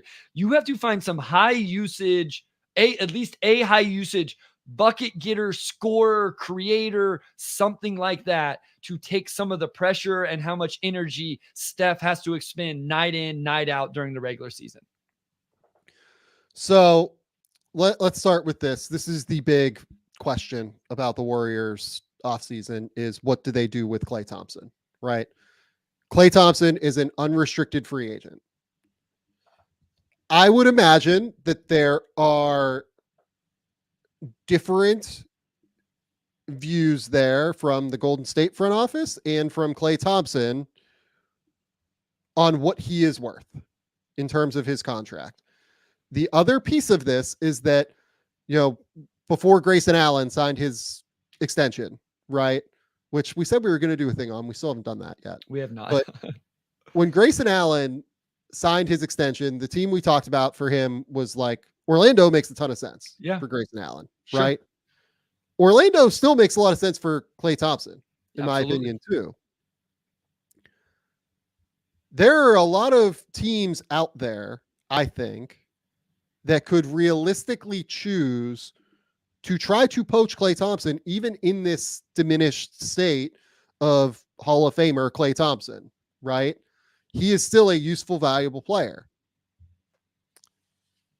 What is the number the Warriors should be willing to go to in order to retain Klay Thompson? If the Magic offer 3 years, $75 million, should the Warriors do that? Just real quickly, Klay Thompson did shoot 39% from 3 on 9 attempts this year. So just to speak to how this is still a very quality basketball player. Klay Thompson averaged 18 points a game this year. Is still a better basketball player than Grayson Allen, point blank. He's just not you can't put him on the other team's primary offensive weapon like you used to be able to. The heaters that he could go on don't seem to happen quite as often. All of that stuff. The number I want to sign Klay Thompson to is $18 to $20 million. I would love to sign him to $18 to $20 million. That would be the goal. And I would love for the third year to be a team option. I love if that's the case. I love it. Let's just match it with Steph. Yeah, that matches with Steph's contract. So somewhat. Draymond Green has 3 years, $78 million. Steph has 2 years, $115. Yeah. I would love to be able to do 3 years, $60 million for Klay Thompson with a third-year team option. I love it. That's deal ideal for the Warriors. Great. If you're Klay Thompson, you get $20 million per year to stay on the team you've played with your entire career. You've made $270 million. You get to be a one-team player. You don't have to go on this end of career tour that guys unfortunately go on from time to time. That makes sense to me, at least. Out of respect to Klay Thompson and what he's done for my organization, I would walk in and say, this is what we would like to do. This is what we're comfortable with. So we're not going to BS with a number lower and then have to negotiate back and forth. We would like to give you 360 team option. If he came back and said the Magic are going to give me 3 for 75, that's getting close to the number where I'm starting to get, probably has to, he really has to consider leaving if it's fully guaranteed 375, no options. And here's the trump card though. What if Steph Curry comes into your office, Sam, and says, listen, you either keep Klay Thompson or you trade me. I want to play with Draymond Green and Klay Thompson. Yeah. I mean, look, Klay has real, I know that people are going to be like, Klay did not have a great year or whatever. He had a fine year. He has leverage here in terms of the emotionality. I know Bob Myers is no longer there, but Stephen Curry and Draymond Green stepping into that front office and saying, this causes problems for us if he leaves, is a real factor for Golden State. We'll see if they decide to do that. if I was them, I probably would. Frankly, I wouldn't blame them for it. The number I would love is 360. The number that with a team option, I do wonder if it gets into like 375 territory for Golden State. Number 2. Can you find a taker for the Andrew Wiggins deal? It's just like point blank the deal, right? Like, can you find a taker for that? I don't know if you can. A team, by the way, that might be, I was going to say, a team that might be willing to do it right behind you, Bryce. I mean, we have this conversation all the time. People bring it up all the time, and I understand it. Like, I get it. I do not. Why would you do this when you can just do like, I brought this up. I'm doing a thing with James Edwards tomorrow on The Athletic. DeAndre Hunter, like the Hawks have to get below the tax seemingly, right? Because what the fuck are you doing otherwise? And we'll talk about the Hawks at a later date. You could probably get DeAndre Hunter for like 2 picks or something, right? Like 2 seconds or something, or like a fake first round pick that's like top 20 protected that will not transfer, right? Like for 1 year, and then it becomes 2 or 3 seconds. That makes more sense to me than doing Andrew Wiggins. I get why people always bring it up. And every time I start to try to talk myself into it, I remember how long the contract is. And I stop talking myself into it. I don't think people totally understand how underwater this Andrew Wiggins deal is right now. Wiggins was really bad this year. He averaged 13 points, 4.5 rebounds, 1.7 assists. He was, if you look at like any of the advanced numbers, he was one of the least valuable, let's say, players in the NBA this year, right? Like that's kind of the reality. If you look at EPM, for instance, in terms of who had the lowest EPM among players to play at least, X number of games this year, Wiggins had, let's just search it here. Andrew Wiggins had a negative 2.2 EPM because he got a little bit better late in the season. It's a big bet on what we saw later in the year, hopefully coming around, but I don't know if I feel great about it. What are they going to have to attach to this? It's at least a first for me. Okay, it's so at least a first. Let's just say, let's live in the world where let's use the Detroit Pistons. Say, hey, we'll take Wiggins, but what if you're Troy Weaver in that front office? It's about to be somebody else making the decision, so I guess. But what do you demand? Because the Pistons make a lot of sense because the Warriors can take back. The Pistons don't have to send back any money, right? Because they're going to be so far under the cap. This is how the Warriors create some flexibility. But here's the problem with that though. They can't just move Wiggins for nothing. They actually need like another player that they think they can like rehabilitate, or it's like a first. It's like Wiggins and a first for like another $20 million player or something like that they like. You know what I mean? Where Wiggins is making 26, they take back a $20 million guy, and it's a guy that, isn't necessarily as high upside as Wiggins, but they think like works within their scheme. That's the kind of deal that works for me for Wiggins. I haven't looked at it. So even getting off Wiggins and CP3, if you got off Wiggins scot-free and let go of CP3, they have no, like they still don't have space. Okay. So they're still just getting the non-tax MLE in that situation. Yes, that's correct. I believe. I'll look at that while we're talking. Surely they still want to be over the tax if they get off of those guys. It also depends on what you do with the other guys. Yeah. So they're at, for Curry, Wiggins, Draymond, Gary Payton, Kevon Looney. You know what? They actually might be able to get closer to space maybe than what I thought, because if you remove, because that'd be removing. That's removing 55 million. Yeah. 56 million. Yep. 56.3. You remove 56 million. That gets them down to 118 or so. And the cap for next year is 141. So you would have space to sign like a $20 million player. You also have a non-guarantee, I believe, on the Kevon Looney deal. You can also try and move Kevon Looney. You have Gary Payton, whose number that you can like kind of futz with a little bit. We'll talk about that momentarily. They have a little bit more flexibility here than I thought. But again, the problem is you have to keep the Klay Thompson cap hold, which let's say he signs for $25 million, that gets you right back to the cap. Yeah. Is. Okay. So it doesn't get. They would have they'd have non-taxpayer MLE, and that's it. Okay. Yeah. So that path does not work. I didn't know if it was enough money off the books if you traded him literally and not brought nothing back. So no cap. 757 asks, what if they let Klay and Chris Paul walk and then let Looney walk? Will they have cap space? They would also have to move Wiggins into somebody else's space for that to happen. To have like real cap space at that. And then you just moved out multiple rotation players, regardless of what, and you have to find a way to replace those. So then even if you have that would get you, what'd you say, 20 million? One $20 million player gives you Steph, Draymond, $20 million player, whoever it is, and these young guys. Like, is that better? Because then you have the room exception, which, is get you something, and then vet mins. So what if you did something like,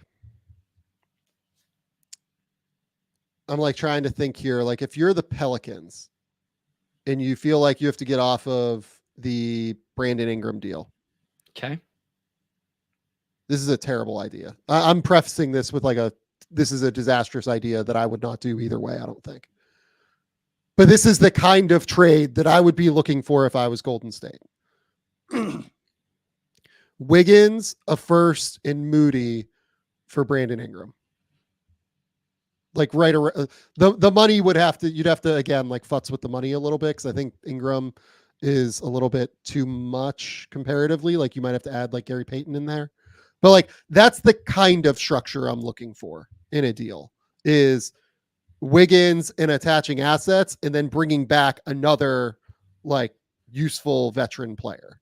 Sure. Like here, Jeremy Grant. That's an interesting name to me. Like, could you do, because they won off that contract also? Maybe. I don't know if they do or not. I'm unclear on them. Jeremy Grant is a better name for this. This from T in the YouTube comments. This is a much better name. Jeremy Grant for Andrew Wiggins, and then like attach a first round pick and a prospect to Jeremy Grant or to Andrew Wiggins to get Jeremy Grant and like maybe something else. I like it. I think I like it. That makes sense. Bernardo Ferreira asks, isn't the Grant contract even worse? He's just a better player, right? Because he's just kind of a better player. Yeah. Yeah, I think he's just a better basketball player. He's a better defender at this point of his career. And I think he's just a little bit more impactful. But again, I don't know if I love that idea either, because Grant's deal is also bad. You'd be taking back like bad money to do more money. It's hard to find the kind of deal that works for them, I guess is my point here. The other thing with Grant is, it's actually the issue with Grants. I don't like this as much now. The issue with Grants is, I actually don't either. The more I think about it, same, because it goes longer, and Grant doesn't solve the problem that I think that they need to solve, which is somebody that can create offense, get a bunch of buckets, and make life easier on Steph. Like Grant's a fine player, but you're not running offense through Jeremy Grant. So here's the name that like makes the most sense to me. Could you find a way to do Bogdan Bogdanovic? Okay. That's the name that I would try to do. Yeah. If I was them, I would love to get Bogdan Bogdanovic for this team. That makes all the sense in the world. Could you do like Wiggins, a first, and something for Bogdan Bogdanovic? Yeah. Yeah. Cuts money from the Warriors, but the problem there is like the Hawks are also trying to cut money. So like, yeah, they would then have to like move DeAndre Hunter out to it would have to be like a 3-team deal here. Let's see if I can trade machine this. While I'm trade machining this stupid thing, let's talk about Brandon Podziemski a little bit, because Brandon Podziemski has been terrific this season. And where do you think his career goes? Because this is a big piece of this conversation to me. Yeah, like I love Pods. I think he's really good. I believe I had him on first team all rookie when we did that a couple weeks ago, and I stand by it. I think he's a really good fit in Golden State. I hate like the whole like ceiling, whatever talk. Like, does he have more? Like, yes, he can absolutely get better.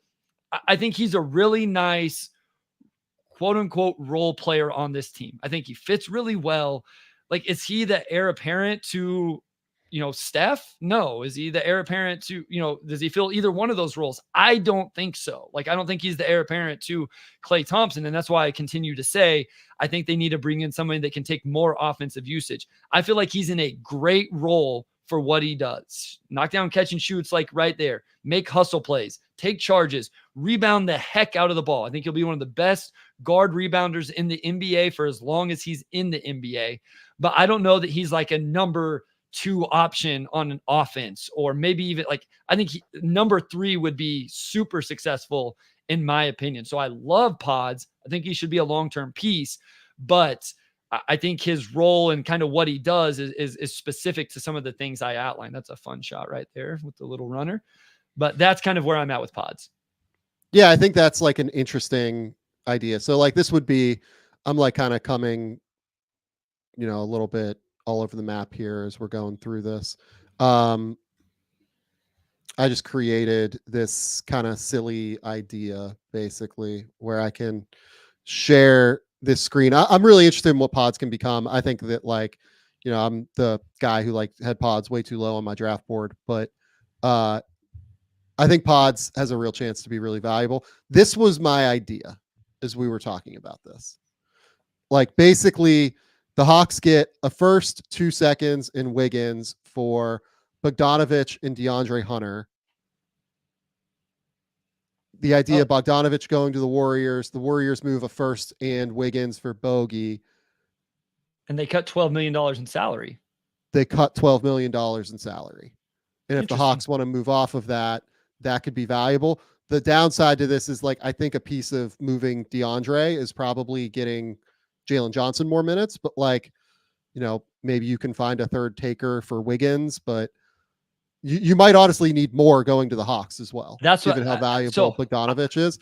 I'm just like trying to like figure out math on this. Like maybe it's like another pick swap or something like that from one of these teams. It's probably from the Warriors. It'd have to be like a pick swap, right? But yeah, trying to like come up with different strategies there is at least somewhat interesting to me. Yeah, that would have been my takeaway there too. I'm like, okay, Pistons get Hunter for 2 seconds. That seems good for Detroit. Bogdan to Golden State makes a ton of sense.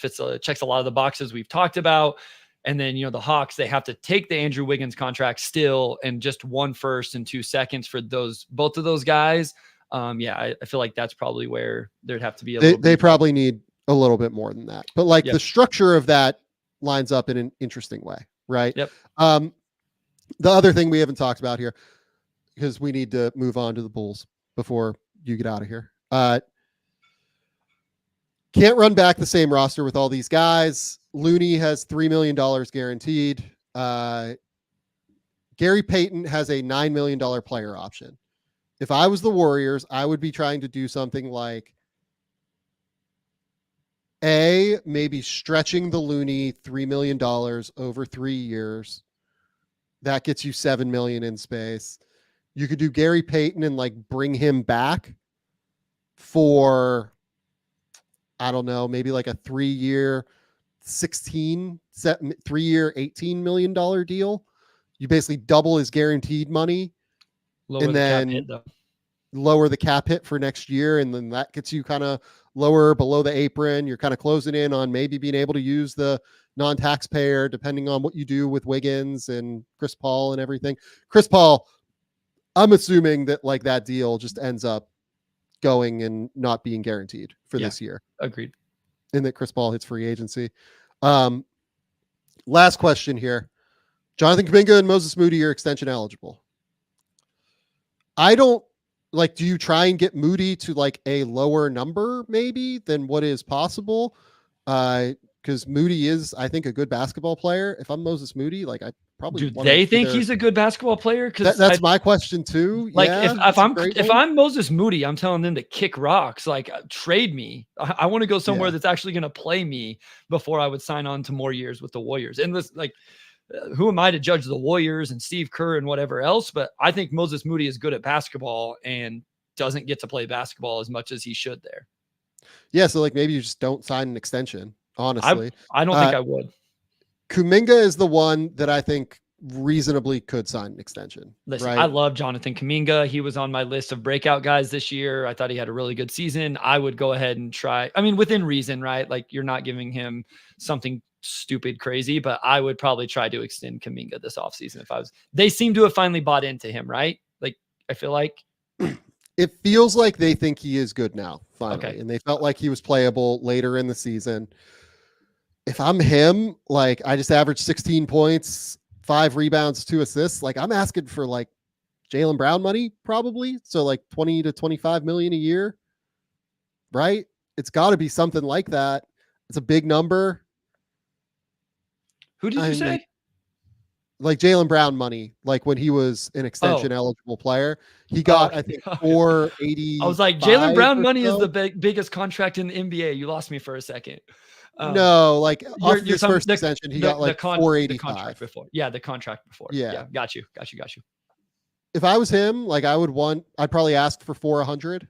Like I'd go in asking for that. And I don't know if I would totally give that if I was the Warriors, but maybe I would. It's hard to say.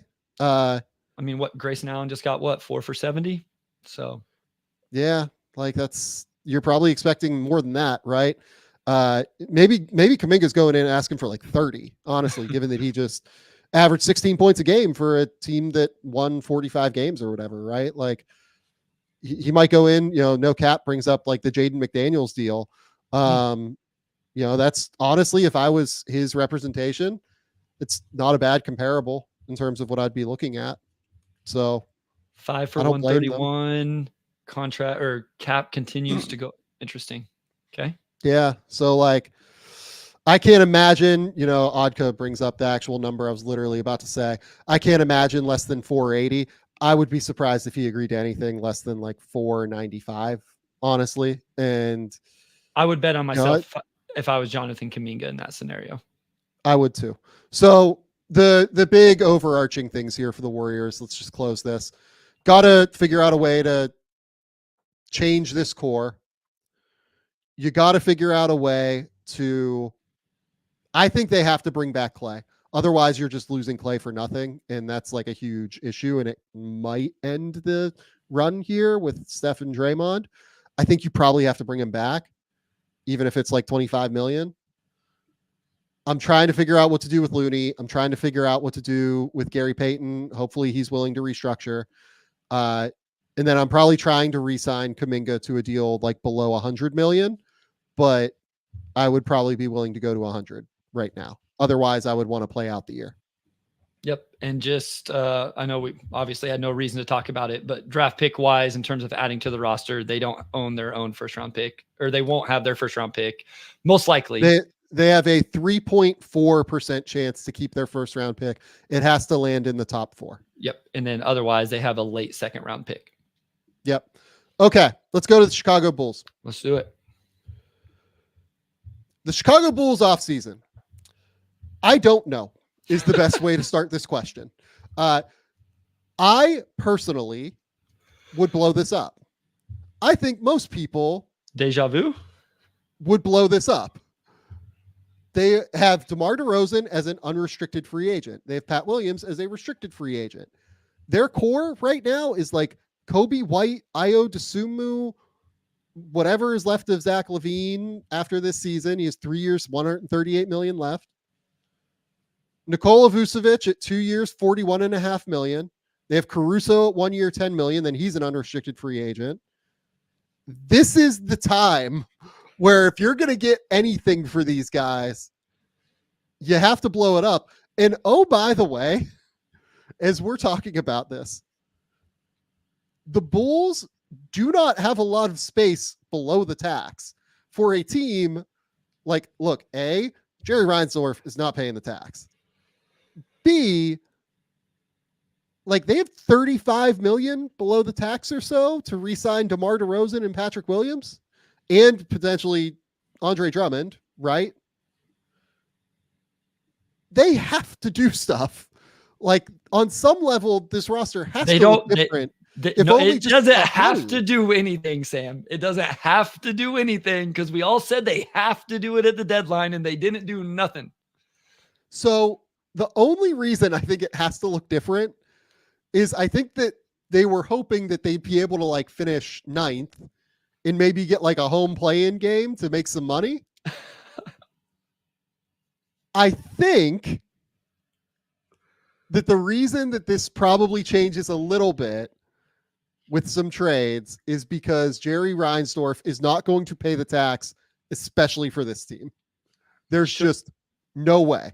He shouldn't pay the tax for this team. No owner on planet Earth should pay the tax for this team. I don't know. I have no idea. I've given up on trying to figure out what's going to go on because like it made so much sense to make some of these moves. I will say, like, to give Kobe White has been awesome. Ayo Dosunmu, I think had a really good into the season. Overall, his year, the numbers don't jump up, but he went 50, 40, 81 for the season, playing almost 30 minutes a game, had a really good into the season. I would start there. They have projected number 11 in the draft right now. We all know it's a weak draft, all of that stuff, but you add another player. I would probably bring back Patrick Williams and move most of these other guys. I just don't think they're going to do it. Like I honestly am expected DeMar DeRozan extension to be the first free agency offseason news. So let's say that they do that, right?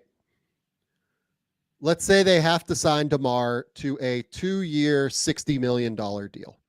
Something like that, right? 2-year, $50 million. I don't know what the number would be. You have Kobe White, you have DeMar, you have Dosunmu. I think that this is the summer where they have to find a taker for Zach LaVine on some level. Agreed. Then you have Vooch for 2 years, $41 million. Guys, the Nikola Vucevic experience this year was draft a big. You could draft a big, like I'm for drafting a big, especially with Andre Drummond being a free agent. Like that makes sense. But they got to find answers in the front court in some way. You can't run back what Vooch was defensively this year. I also didn't love him on defense last year, but like this year, I thought he was. Look, I don't want to say he's the worst defensive center in the league. I'd need to think about that, but like, there's no way he wasn't in the bottom 3 starting centers defensively this year. You can't run it back with him as like your primary interior anchor and think that this is all going to be sweet, in my opinion. Yeah, no, I agree. I mean, I think you said that the two guys, like, I don't know what I think about DeMar. I mean, I love DeMar as a player. Part of me wants him to go play on a good team that has a chance to really win. But if he wants to play there, I'm a little more interested in watching Kobe White, Ayo Dosunmu, DeMar still, Patrick Williams, insert pick at number 11 center, ideally a center. At one point I thought maybe that could be Klingon. He's flown up draft boards too much at this point. I don't think he's going to be there. There's some other guys that in that range. I would be more interested in that than them rolling out Zach LaVine and Vooch with those guys, I guess. Yeah, I would have loved it if they could have ended up with Klingon. I think I agree with you that like projected at 11th overall, they're very unlikely to end up with him. They would have to move up the draft board to be able to do that. Do you bring back DeMar DeRozan? Yes or no? I mean, I wouldn't, but I also think they should just go full. The other problem is now you just lose him for nothing. Like we've talked about, with Klay Thompson. And so now it seems stupid if you do that. So I feel like if I'm taking over the organization today, I almost feel like I'm backed into a corner where I have to, because he is still a good player. I mean, DeRozan averaged 24 a game on 48, got to the line almost 8 times, 85% from there, over 5 assists. Like DeMar DeRozan is a good player. And so I don't hate having a good player around my young guys. I think that's listen, I've watched this happen for 4 years now, where a team has put young guys out on the floor and not other good veterans around them. And it's been an absolute disaster. So I could understand using cap space on DeMar DeRozan to keep him around. So all of this doesn't fall on Kobe White and whoever else, but then you got to do the other things. You got to start looking for the other ways to plan for the future. I think we're at the point where like DeMar is maybe the most underrated player like in the NBA. He's really good. he's still really good. Like he was still worth, even according to like advanced metrics like EPM, he was worth 9 wins this year. Like that's like a top 50 or so mark in the league, right? DeMar is really good. Having him is really valuable. I think you probably have to bring him back. I think you probably have to bring Pat Williams back. And then you have to, the thing is, I think you have to move Levine before you do any of this. Otherwise, you run the risk of just like being back in this vicious cycle again. I would try to move Levine and Vooch early in the offseason, get rid of them. Frankly, I would also move Caruso. This because is of when the you have to assets it cash in. provides. Because the assets. Yes. He's not valuable at the deadline, Sam, because now he's on an expiring. You have to pay. I mean, let me still walk back. He's on an insane contract right now that makes him even more valuable at the deadline. That's now whoever's trading for him, you have to pay for him. He would still get a first round pick at the deadline next year. I agree. I feel confident of that. But like, if you're the Bulls, if I'm them, I'm trying to like extend him, right? Sure. Or moving him. There's no ifs, ands, or buts. Like you have to do one or the other. Agreed. To me, I'm moving him. I wonder if like that's a potential Warriors like idea is Caruso. Could you get Caruso for X, Y, and Z? That'd be an amazing fit for them. I don't know if they'll be able to do it. Vooch, I don't think you get any value for. Here's the real problem. As we talk through all of this, I'm going to bring up players. Tell me if you think they get plus value for them on the trade market. Okay. Kobe White, yes. Yes. Right? Yes. Like unequivocally. 100%. Ayodasumu, yes. Yes. Unequivocally. But like you want to keep those guys because they're younger and agreed. Like they can be a piece of the next like good Bulls team. Kobe White is on a stupid contract all of a sudden. But by the way, that deal only has 2 years left. Only 2 years. Yep. He's an unrestricted free agent at the end of that. Yep. So Zach LaVine. No. I do not think he will get positive value. I used to think so. I was wrong. I don't think that he will at this stage. I don't either. Nikola Vucevic. Neutral. No. I don't think they will get positive value for Vooch in a deal. I think they'd be like moving him to get off of the deal. I don't think you have to attach assets to get off of him. But yeah, anyway, semantics. Yeah. Alex Caruso, yes. You bring back positive value. DeMar DeRozan is an unrestricted free agent, so just by and large, like it would have to be a sign and trade somewhere. But like you probably would get positive value if you moved him in a sign and trade. I agree. Andre Drummond is an unrestricted free agent. I can't see that being a thing. Pat Williams, it would be a sign and trade for like big money. I don't think you'd get like a crazy. You would get positive value, but not like something. It wouldn't be negative value. Yeah. And then like Javon Carter, you'd get second rounders. Yeah. Lonzo Ball's money is still here. Yeah. Torrey Craig has like a player option. But like, there's just not a lot of like real valuable players that's here fair. Yeah. Where you bring back, like, we're getting real, genuine positive value to build it out. No, that's fair. If we rebuild. Yeah. No, so you're right. If that's the case, I would prefer to blow it up and not re-sign DeMar and like try and sign and trade Pat Williams somewhere and like be the worst team in the NBA next year. If I was them, that would be what I would try and do. I have Cooper Flagg coming in potentially, Ace Bailey, whoever, right? Who? Awesome. Oh, go ahead. Finish your thought because I want to shift gears to DeMar's free agency at some point. I was just going to say, I don't think there's a chance in hell there's a chance in hell the Bulls do this. Point blank. Agreed 100%. Let's say they don't sign I'd move DeMar. Caruso as well, as like that's obvious within this. But yeah, continue. Let's say they don't sign DeMar.